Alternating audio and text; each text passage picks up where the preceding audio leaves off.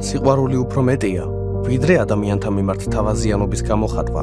სიყვარული ნიშნავს იმას, რომ ყველაზე მეტად გვიყვარდეს ღმერთი, რათა შევძლოთ, ადამიანებიც ისე გვიყვარდეს, როგორც ამას უფალი გვიბრძანებს.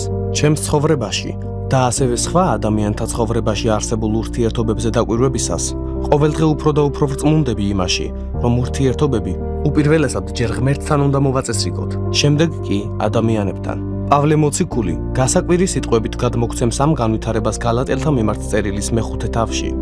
ვინაიდან მთელ რჯულს ეს ერთი მცნება მოიცავს. გიყვარდეს მოყვასი შენი, ვითარცა თავი შენი. დაფიქრდით ამაზე, ჩემთან ერთად. თუ ახლახან დაწერეთ ფრაზა, მთელ რჯულს ეს ერთი მცნება მოიცავს. ამის შემდეგ რას დაწერდით? მე მაგალითად დავწერდი, გიყვარდეს ღმერთი ყველაფერზე მეტად. ეს სწორი ჩანს. განა ეს არ არის უდიდესი ღვთისმცნებათაგან.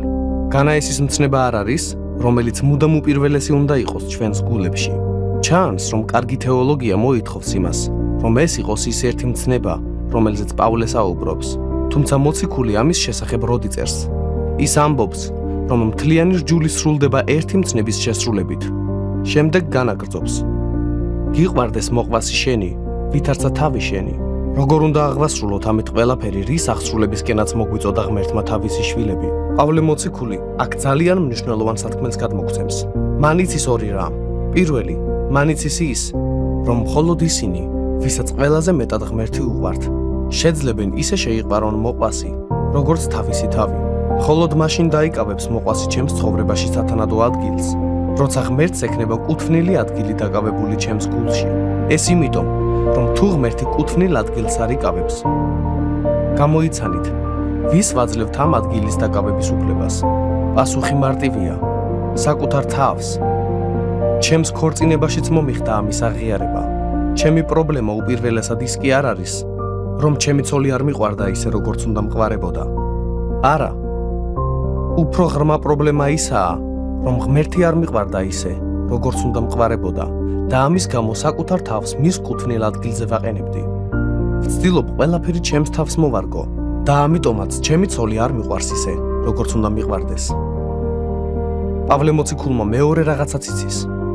ღვთის მიმართ ჩვენი უსიყვარულობის გამოვლინების ერთ-ერთი მაჩვენებელი გახლავთ სხვა ადამიანებთან მიმართებით აქტიური სიყვარულის არარსებობა. იოანე მოციქული ამგვარად წერს ამის შესახებ. თუ ვინმე ამბობს, ღმერთი მიყვარსო, თავისი ძმა კი ეჯავრება, იგი ცრუა, ვინაიდან ვისაც არ უყვარს თავისი ძმა, რომელსაც ხედავს, როგორ გაეყვარება ღმერთი, რომელსაც ვერ ხედავს.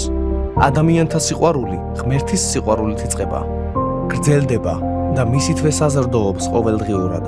მაშინ, როდესაც უფლის მიზნები საკუთარ სურვილებზე უფრო მნიშვნელოვანია, როდესაც მისი დიდება საკუთარ დროებით დიდებაზე უფრო ფასეულია და როდესაც უფლის გეგმები საკუთარ გეგმებზე უფრო მეტად გიბიძგებთ მოქმედებისკენ, სწორედ მაშინ თავისუფლდებით საკუთარი თავის ეგოისტური სიყვარულის ტყვეობისაგან, თავისუფლდებით იმისათვის, რომ გიყვარდეთ სხვები.